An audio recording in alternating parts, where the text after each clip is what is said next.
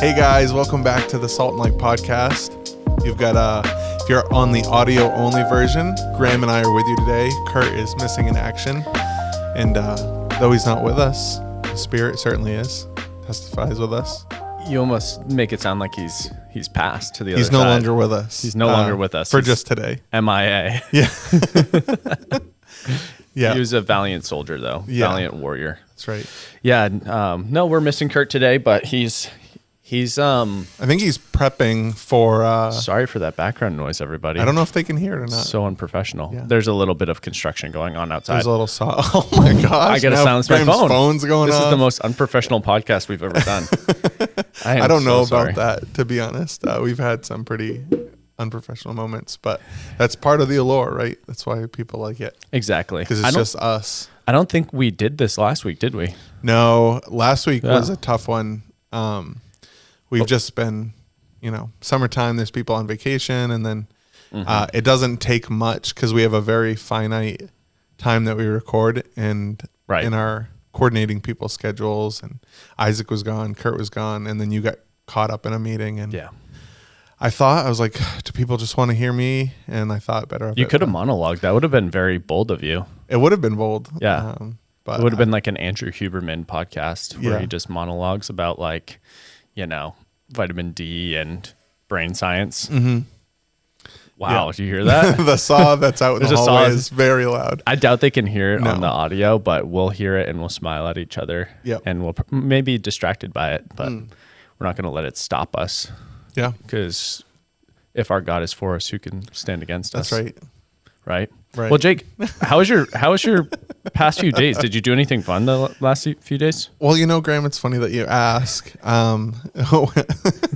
We just got back from our staff retreat. Yeah. We do a staff retreat once a year annually in August. And honestly, it's super fun. It's refreshing. And people always ask oh, well, what do you do? Because I think, is a retreat all about fun? Do you just do outings or, Right. do you talk, in the past, it's been a lot of around vision, Yep. what's next, initiatives. And that hasn't really been the case the last 3 years or so. It's a lot of spiritual care for one another, I'd say is always the big priority. It seems prayer, worship, but I think there's something that I highly value in it is the intangibles with getting to spend time bonding with one another. Because we are a fairly small staff if you're looking at the size church, but also a big staff if you're thinking about touch points. Right. And so though we all work together every week, a lot of time goes by where I don't see a good portion of our staff, other than staff meeting on Monday or whatever. So Yeah. in the downtime, in the time being together, just a lot of fun, a lot of bonding and familiarity that happens. Yeah. Probably my highlight from our staff retreat was on it was the first day we were there. We get there and Kurt is super excited to go for a hike up the mountain. And so it's on Sargent Mountain. It's right across from Sunday River. It's a beautiful view. And it's about 2 miles up this mountain, Sargent Mountain. There's this logging road that you can hike up, and then you have to kind of know where to take a turn off the logging road to get to this kind of clearing at the top of Sargent Mountain so you can kind of see the panoramic view. But Kurt is a beast. Oh yeah. He's a beast. Yeah. Because I've been training, so I've been getting into running more lately since Magdalene got me Hoka's for Father's Day. It was almost kind of like a prophetic gift. It was almost like an inception, when they go into a person's dream and they implant an idea and it kind of changes the course of their future. Well, she something got planted in me when she gave me those Hoka's for Father's Day because I was like, these are really nice. And then I went on a run. And this is not an endorsement or a sponsored thing or Yeah, though advertisement. Hoka, if you want to sponsor the podcast. Yeah, if you want to Reach out. sponsor us, yeah. All of a sudden, we're just like we're like putting our feet up on the table. It's just Gosh, it just feels like you're walking on clouds. it's just like a mattress, cotton candy. Wait, what? No, but so I'm running with these, and usually, so I may not look it, but I'm like 220 pounds. I'm now 215 pounds. And so I'm a little heavy and it's hard on my knees. Like when I was in high school and stuff, when I ran, it didn't hurt my knees. And now maybe it's just old man stuff. My knees hurt more, but when I wear those, it doesn't hurt my knee. And so I've been running a lot more lately. And so, sorry, I'm doing this so roundabout, but we were running up the mountain and I've been training. I've been running consistently almost every day, and Kurt just like on my tail the whole way up. Oh yeah. But the cool thing is, sometimes when I'm running, some of the best thoughts come to me, and it gets me in in a mode where I feel like in some ways more vulnerable to talk about stuff, because we had a really good conversation as we were hiking together, and it just kind of felt like I don't know, God was bringing stuff up to us, but it was cool because it wasn't in a setting like we're looking at each other now, Right. where it can kind of feel like when you're vulnerable, it feels more vulnerable. But since we were like running together, it felt like when I was being vulnerable, it didn't feel like it was as like intense. Yeah, it was more organic. Yeah, because you're able to kind of just like keep the flow of the time going. So anyways, it was a good conversation that we got to have together. Yeah. Yeah. Yeah, no. But and he's a beast. he is. He's like he's kind of thin and lanky and does a lot of running. You can tell when he said like I think on a podcast a few months ago he talked about like running track in high school or like cross country. Yeah. It's like, oh, that makes sense. He's got like that. Something that Kurt figure. said though made me kind of sad. He's like, yeah, back when I was younger, like in college, you get like 10 guys and you just go for like a 10-mile run together with a group of guys and be like, anyone want to go for a run? And he's like, it was a kind of like a communal thing.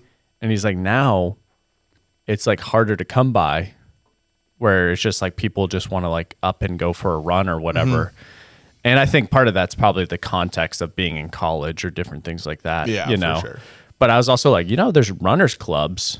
But Kurt's like, I don't know. Part of the fun of running is just being able to like just up and run whenever you want to. Yeah. Not have to like go somewhere, meet up with other people Oh, sure. and go for a run with them. And that's one thing as I've been like dipping my toe into the runners community is it's like any other community. Like people get like hyper serious and like religious about it. Yeah. And like over extra about it, where they're like, what kind of shoes you rocking over there?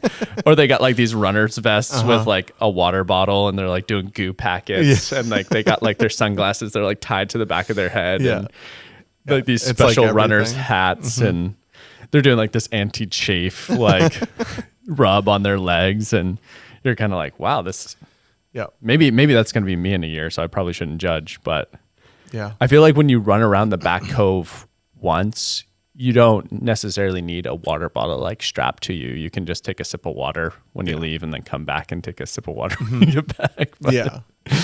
Well, people To each love their like the own. gear. Yeah, the gear aspect. And I fall into that with a lot of hobbies too. yeah, Yeah. it's fun. Yeah. I think even what you said about there's some psychology and spiritual side of stuff too with that. Yeah. Like because when you said him describing people would just go and want to be a part of it and run together. Right. And now, and same thing with like the gym, right? You like lift weights and like people used to do it very communally. Yeah. Especially like the bodybuilding world. Now everyone pops headphones in and Yeah. wants to do their own thing. Yeah. And you could say like, okay, well, maybe it's like, if I was going to go for a run, it'd be like time I could just spend with Jesus and talk. And I think there's Right. tons of value there.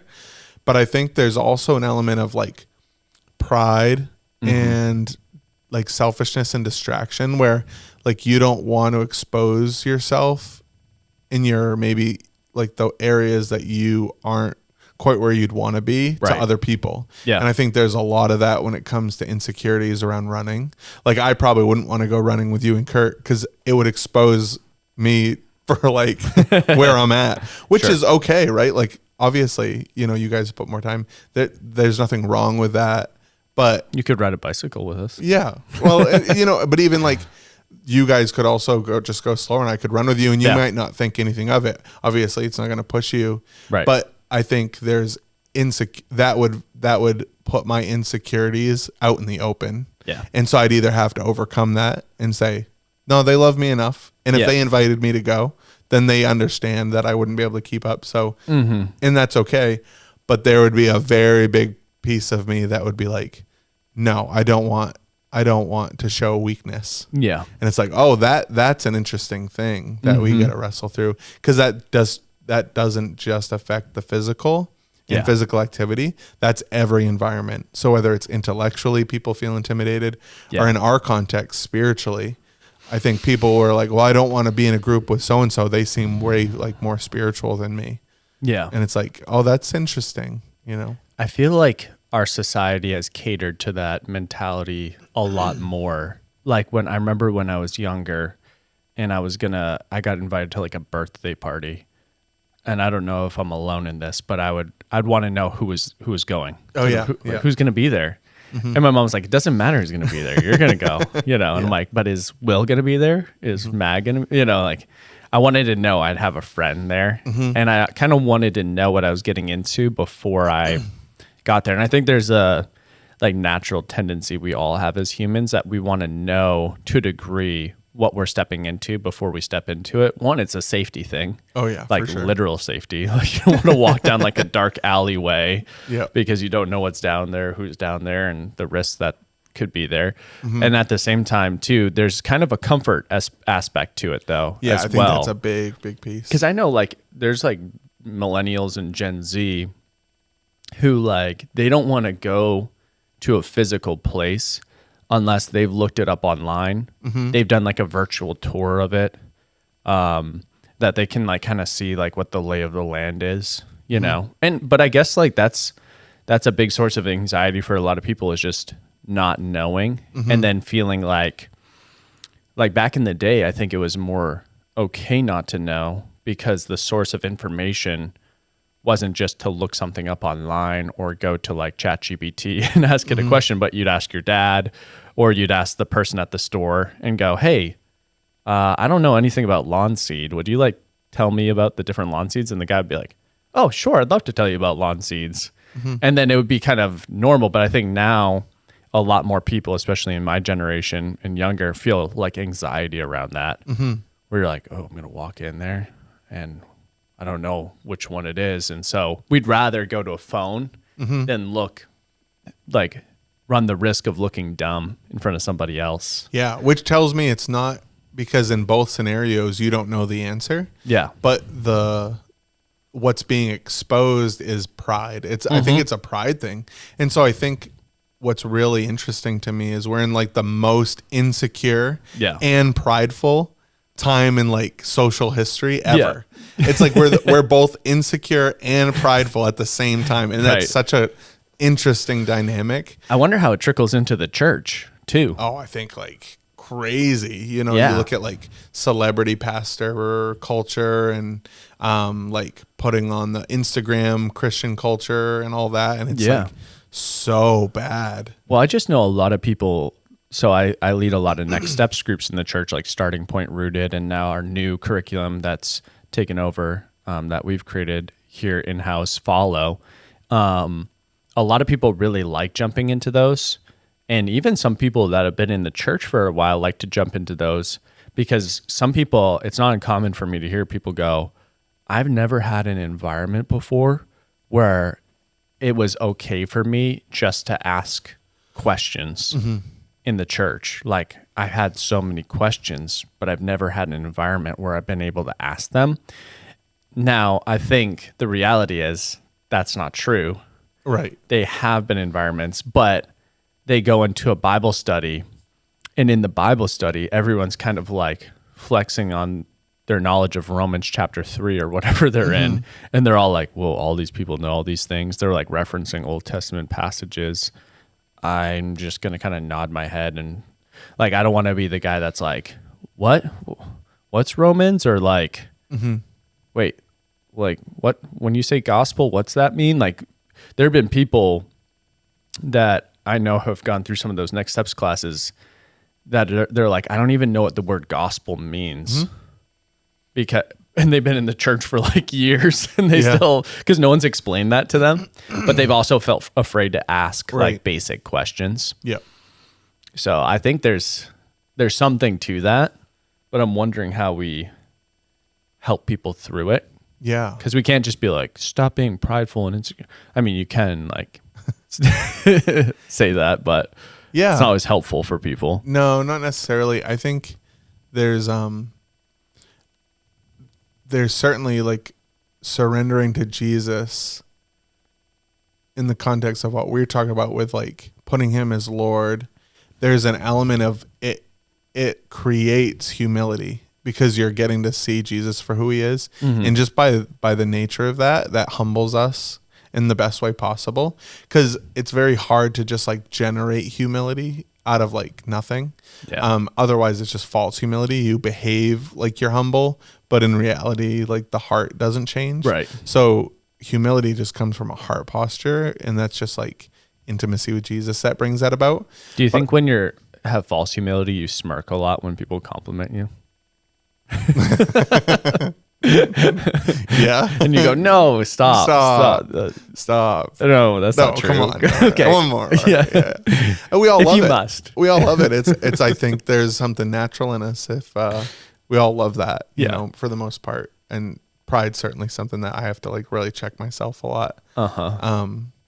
But I think allowing me to be exposed to like really the heart of Jesus and him, just like, it's just that intimacy. And so I think it's not something you really try to work at. No. You just allow Jesus to change that in you. And that's the best way to approach it. But I think back to our conversation around like all of that, I think there is an element of like, and I'm like slow to bring up like John Eldridge, because I think that takes it to like the extreme. I remember like the Wild at Heart. Yep. Like I went to one of those with my dad, and it was really fun and awesome.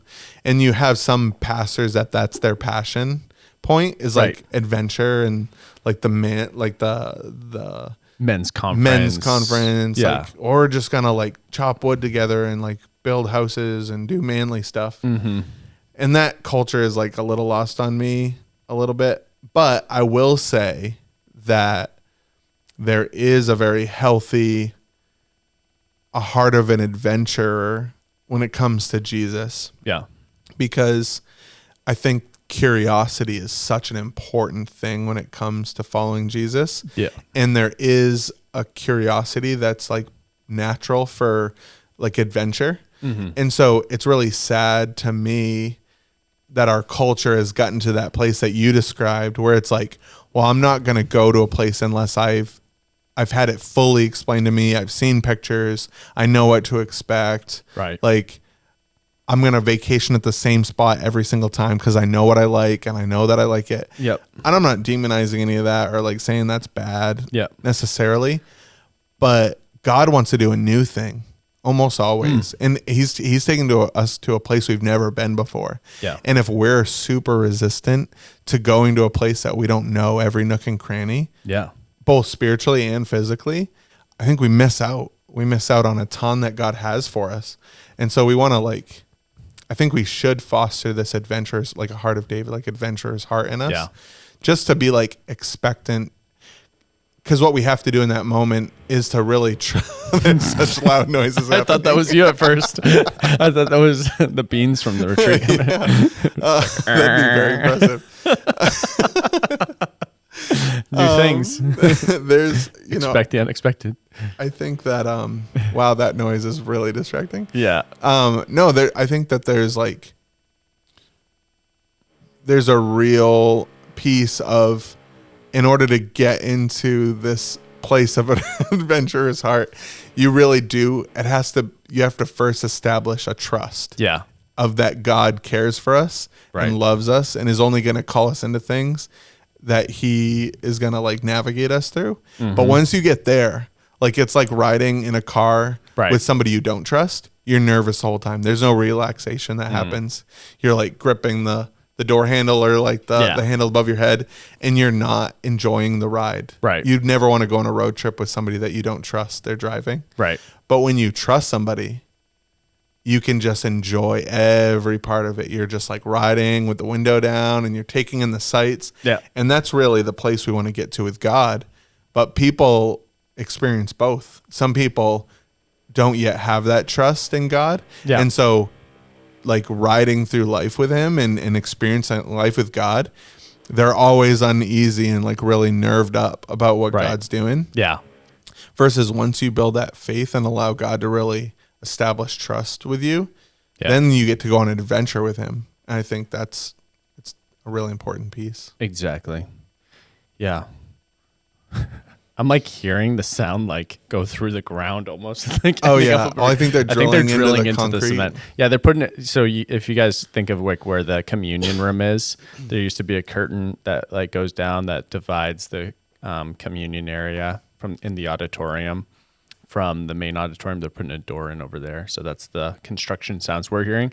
It's gonna be funny if like they can't. Yeah, I bet it doesn't even get picked up on the mics. But that's why Jake and I are smirking at each other and stuff. But yeah, no, that's kind of goes into something that I was thinking about last night as far as, so we like control. It's our nature in a lot of ways to like control, to know what to expect. And that's kind of what we've been talking about. And you're talking about like the beauty of being able to give up control and trust in God to drive the car so that you can enjoy the ride. And but there's a step of faith that requires of us. And I like what you're saying too. It's also what we like to do is we like to predict the future. And we like to your eyes. You got me there. So we're gonna power through that. We're gonna be fine. We got the post giggles from the retreat too. I know. We like to predict the future of, okay, I have a reference point for this. Now I know what to expect. So I was thinking like a lot of times I think in our groups culture in the church, whether you're in a men's group, a life group, whatever it might be, even our Sunday mornings in ministry context, sometimes what we can end up doing is we can kind of like in our minds run the play and go, okay, I've done this in the past. I have my guideline.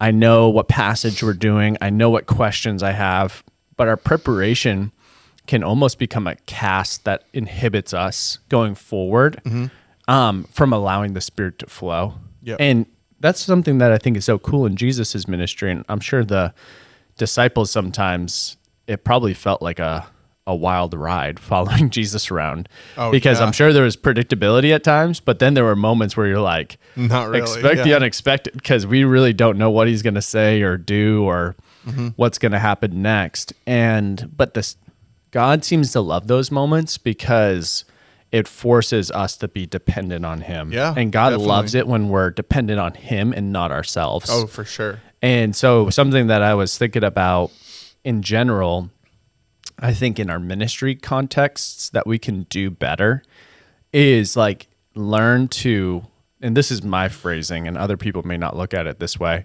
but like learn to embrace awkward moments more. And what I mean by that is sometimes I think in the church, or say you're leading a small group in your house, like sometimes say you're praying as a group and there's silence in the prayer time. Sometimes we want to like our automatic gut reaction is like, oh, I got to fill the silence. Yeah. Or say somebody like starts to like tear up when they're sharing something and you almost kind of want to go, it's okay. Like don't cry or whatever it might be. And you want to kind of move past that moment almost with a heart of compassion because you don't want to embarrass them potentially. But maybe there was some like a space in that moment you could have held for that person. And like the Holy Spirit wanted to do a ministering work in and through them in that moment. For sure. That like sometimes you can skim over because we're afraid of the awkward moments, you know?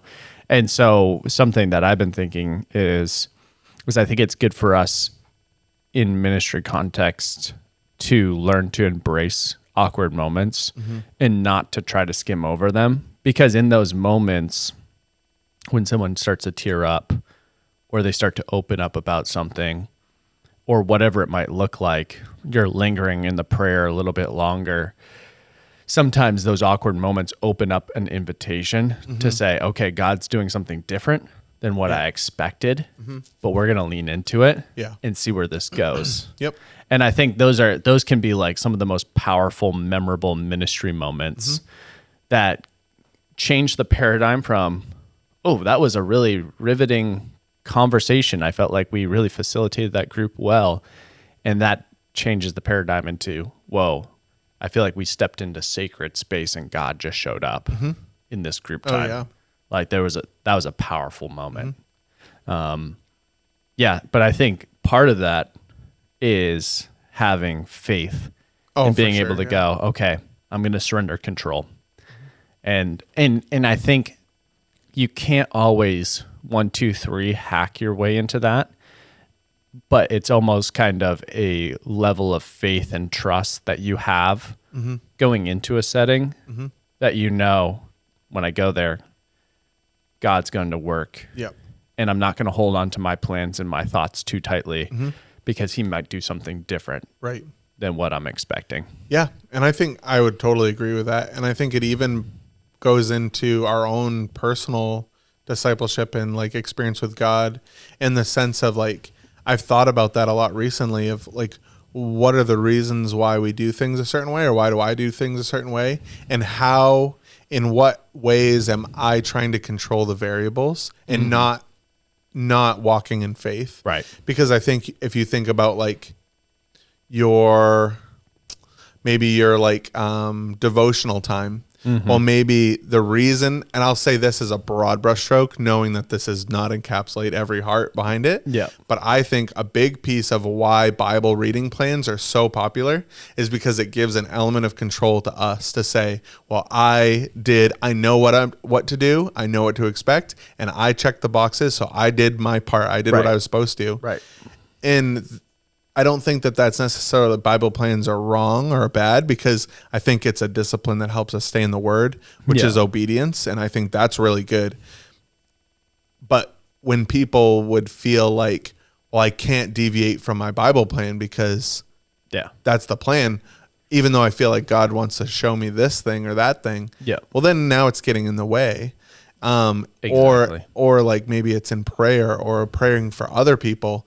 I think I've started to really, and I'm going to speak from a personal place, I've really started to evaluate my heart behind things. So whether it's right or it's wrong for everybody, I'm not saying that.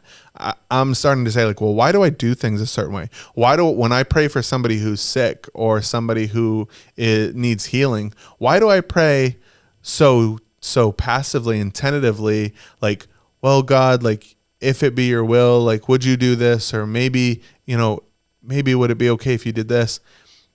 Instead of, I know what the heart of God is based on Scripture. Why don't I pray boldly or passionately? Or why don't I ask God, are you going to heal this person? And then pray for that. And I think a lot of it comes down to this control piece where I don't want to be exposed and be wrong. Right. Yeah. Comes back to pride. It comes back to pride. And I think you don't want to be embarrassed. Yeah, exactly. Or you don't want to like swing and miss. Right. Yeah. And I think because you don't want to fail. Right. Like, and that's embarrassment, right? In some ways. It can be for sure. And I think there's an element that's really actually freeing to say, and this is what I think when we talk about like freedom and deliverance ministry, something that's so freeing of that is just that's an environment where you literally cannot like do it yourself. Yeah. So you have to be reliant and surrender the control, or at least elements of it. But I think something that God's continuing to teach me is like, be obedient with the piece that you can control and let God do the piece that he's controlling. Cause like, to me, that's so refreshing because I like clarity. Yeah. I'm very much that way. So I like to know like, well, what part do I play and what parts can I just chill and relax? Mm-hmm. And so I know that to me, that's a very, like freeing and, consoling piece that it's like, no, God wants me to be obedient with what he's given me would I be faithful what he's given me and not worry about the impact that's potentially out there? It's like, well, if we were to make this decision or make that decision, could we have this many more people at church and this many more people in groups and this many more people giving their lives to Jesus? Like, I can't, as one person, I can't really control that, you know? Yeah. And that's a weight. Sometimes people take on a weight that is not really theirs to burden. Yeah. And in reality, it's like, oh, you can just be like, well, what can I control? What can I do? Yeah. How am I going to be obedient with what God's given me? Yeah. And man, that's such like a sweet place to be. Yeah. In contrast, but I'll tell you, like, my flesh still fights it. Like, even though I know that intellectually, and I'll keep try to live there, you know, and live in that, my flesh still is like, you know, there's that pride piece. Like, you got to still do more. You got to do this. You know, don't stay in prayer too long, because people might start to feel awkward. So you got to say something like really like wise and spirit led. So like drum something up, drum something up to say it. Right. And that's something I'm always fighting as a leader and stuff. So, yeah. But yeah, no, that's a lot of good stuff that you just said there. And I think that's just a natural confidence in God that has to be cultivated, that it's really hard to fake. And in a lot of ways in ministry, I kind of have wished that I was in a place further along than where oftentimes my heart feels like it is when it comes to not feeling insecure about the results or not caring about the results as much, because I know God's in the results business and that I can't change a human heart. And then God will like humble me in the most like funny ways, where like I remember one time, this was way back when I was doing like one of the first young adults camping trips, and I didn't feel like it was going super well, at least from my performance standpoint. And so we like had like this Bible study time, and there was this one guy on the trip who was like the most stoic person ever. And I thought in my mind, like as we're doing Bible studies or prayer time, he would kind of just like blankly stare, you know, and wouldn't really give me much to go with. And I thought in my mind, in my insecure mind, I was projecting like, he hates this. He's not getting anything out of it. Like, he's just like, I want to go home or whatever. And so anyways, it was so funny because we had this Emmaus walk towards the end of the trip where people would go off in groups of 2 for an hour by gender. And it was encouraged just to talk about what has God been showing you on this trip, and what lessons do you feel like you're learning, and do you have anything that you want to get off your chest and confess and pray about together? And so I went with this guy, and then I just start asking him like, how's this been for you?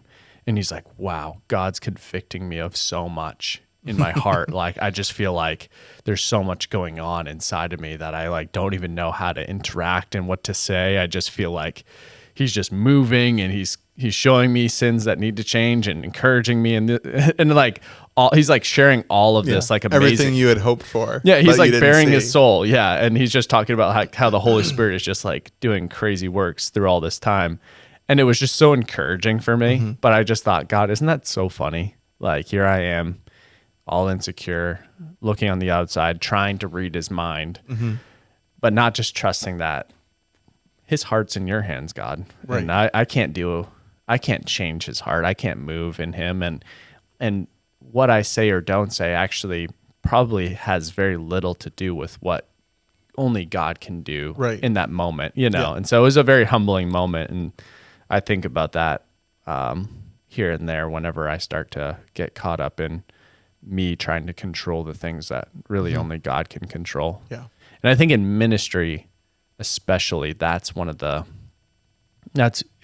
big areas where you can start to try to dabble outside of your realm. Yep. Right.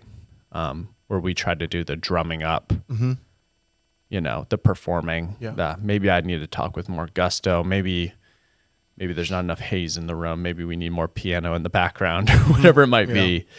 And some of that stuff is good because God works through beauty and he uses us. But the reality is he loves to just blow us out of the water when it comes to what he can do with so little. Yeah. Well, even what you're describing. So this is like a perfect segue into what I had said. Like feel like I was thinking about today.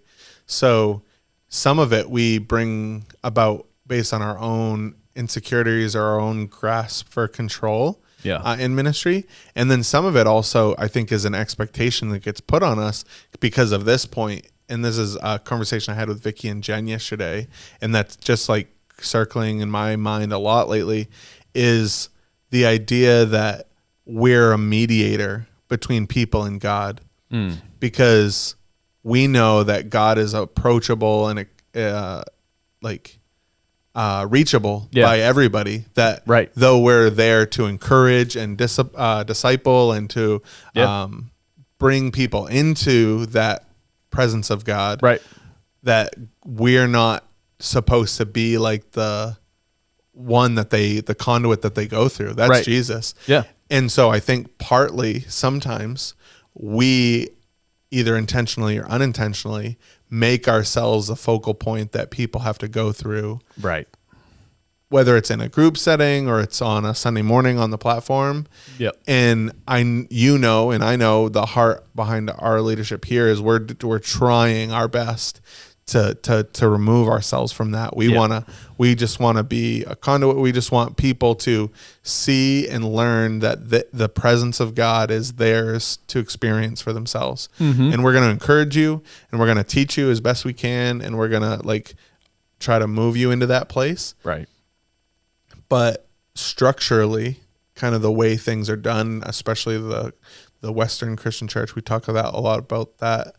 Sometimes the way we do it actually limits that or hinders it. Yeah. But then also, this is the other side of the coin, is that sometimes that's what people desire. Yeah. Is actually they don't want to be the one interfacing with God directly because you're exposed a lot more. There's a more of a risk reward situation there. They want their spiritual journey based on you. They want you to do it, and they just get to experience it secondhand.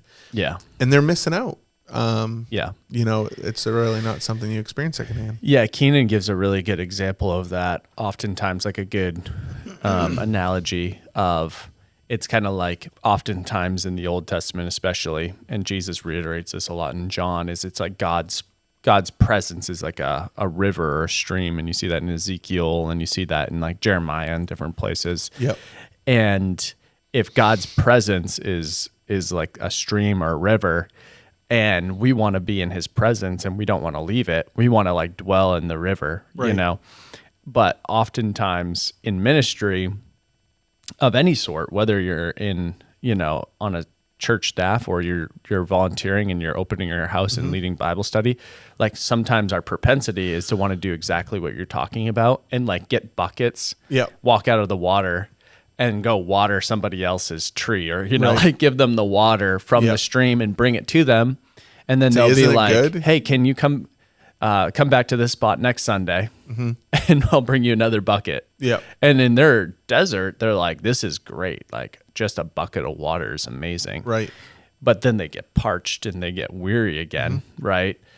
And what we don't want to do is we don't want them to get used to bucket service, and then we start to resent the bucket service ourselves, because then when we're doing bucket service, that's pulling us out of the stream. Right. So we're ministering now outside of God's presence in some ways, right? If you think about it. Yeah. Versus just saying, "Hey, the stream's over here. Yeah. Why don't you jump in the water with me?" Right. Now the challenge of that is it requires things of us though. It requires like giving up of things. Yep. Giving up of distractions. And I think that's a big reason why we want to outsource everything to other people, is because, like, for instance, like to use a really simple analogy, like finances or something like that. Like I'd probably rather outsource my finances. Now, this isn't true of me, but I think in our fleshly nature, it's true to somebody who's like a financial guru who's thought it all through. And they're like, just show me what you got and I'll do your taxes for you or whatever, like TurboTax or whatever. Yeah.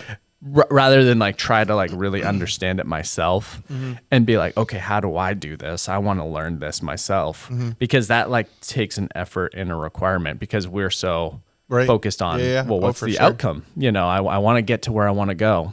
And I think in some ways we can treat our relationship with Jesus like that. Is we want to outsource it to somebody else who's like, you read the Bible, you craft a really good message, distill it into something that really applies to my life. I'll go and listen to you. You say some pretty powerful prayers, give me some worship, bless me, you know, water my tree. And we'll call it a deal. But ultimately that's creating an enablement dynamic that doesn't help somebody thrive in the spirit all throughout the week and learn how to get in the river on their own. And then the two pieces that like are very damaging that we don't really think about is one, somebody would, I'll stay on that analogy. So one, somebody wants to stay in the desert or stay on the side of the riverbank instead of getting in the water because sometimes the things that they want to indulge in the world are in those areas. And they're like, well, if I get in the river, I have to give up this. And I don't want to give this up. I want to still feel the water. But I don't want to give up this thing. So I'm going to have this person, you know, whether it's church on Sunday, I'm going to listen to this good message because I feel the water and I get refreshed. But I can still stay in this fleshly world that I'm living in. And that's their motive. That's unintentionally their motivation for staying out of the water.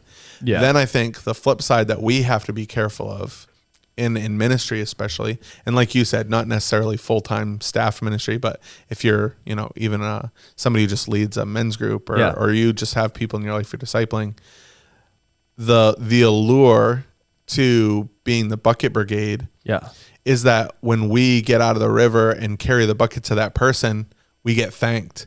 And they go, wow. Like you carried that bucket all the way. Thanks so much for the water. Like you're awesome. Thanks so much for giving that to me. And we're like, yeah, like you're welcome. That was pretty cool. Like, and then we get the glory. Whereas if we get somebody in the river, we get to experience the river with them, but we don't get the glory. The glory is in the river. And so it's like, oh, that's a better thing. But we have to surrender that glory. And I think it's hard in our flesh, even for us in ministry, where we're like, well, when you preach a message and people come up and they're like, oh my gosh, thank you so much for that. Like that was really encouraging. And they often don't mean it in like a way that's, you know, temptation. Like they're just being kind. And we have to keep our hearts in a posture that can accept their kindness and then let it be what it is. But it's very tempting. It's very hard when you're like, oh, I like to be the one carrying buckets because it's a paradigm shift, right? It really is. And it's a paradigm shift that sometimes can, if we're not careful, even on the podcast, can make it sound like everything we're doing, including this podcast, could be like demonized and go, well, that's just the bucket brigade ministry, you know, bringing buckets to people who aren't in the river. But I think what we want to do in everything that we do here at East Point in ministry wise is we want to kind of assess, okay, is what I'm doing kind of bringing people to me in this ministry work and to the words that I can give, or is it helping people get into the presence of God? Is it helping them get into the river? Is it helping them get into his presence to do only the things that he can do for them? No, it's so true. And that requires kind of letting go of the reins, kind of like what we're talking about. And we've talked about it in some past podcasts too. It requires kind of like a lot of trust in God, of going, God, I'm really hoping you show up here. Because you have like these moments where you're like, it can feel like an awkward, dare I say, waste of time to be like in your small group and be like, hey, let's take 15 minutes and let's just get quiet and see if God wants to speak to us, give us any words or visions, and if he wants us to hear anything that we can share with one another. Mm-hmm. Well, what's the fear around not doing that? That could be awkward. What if we get crickets? Right. What then? And it's Yeah. like, well, what a great opportunity to practice our faith nonetheless and put our trust in him. And it's pretty low cost at the end of the day, but we just don't want to. Yeah. Sometimes we just want to do that. Yep. No, it's so true. But Yeah. Well, this was good, this Jake. was good. Yeah. Thanks, I Graham. think we might have struck a vein there. Yeah. Hopefully. We got a little splishy splash in the river there. You know what? I'll say I'm content with our obedience to just be here and to share the allure of the river. Yeah. That's it. So, Amen. well, thanks, guys, for joining us on the Salt and Light podcast. We're going to do our best to be consistent and be here every week for you. Again, not to bring glory to us, but hey, we just want to talk about how amazing the river is, and we want you to join us there. So have a wonderful week, and we'll catch you next time.